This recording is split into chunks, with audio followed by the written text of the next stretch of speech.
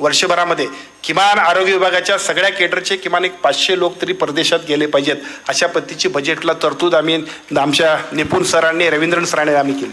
उद्देश इतकाच आहे की कामही करायचं आहे, नवीन गोष्टी शिकायच्या आहेत, ज्या ज्या चांगल्या गोष्टी असतील त्यांचं अनुकरण करायचं आहे आणि ते करता करता आपण सगळ्यांनी पुढे जायचं आहे. मी आपल्याला 2 गोष्टी मुद्दाम सांगतो.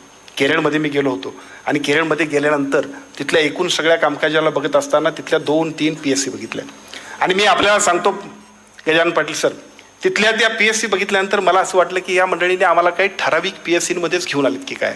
मी मुद्दाम परत क्रॉस चेक केलं आणि क्रॉस चेक केल्यानंतर असं लक्षात आलं की तिथल्या एकूण कामकाजामध्ये तिथल्या लोकप्रतिनिधींचा किंवा त्या ग्रामपंचायतीला किंवा तिथल्या सगळ्या लोकप्रतिनिधींना त्याच्यामध्ये सहभागी करून घेतल्यामुळं तिथल्या प्रत्येकाला ती PSC आपली वाटते.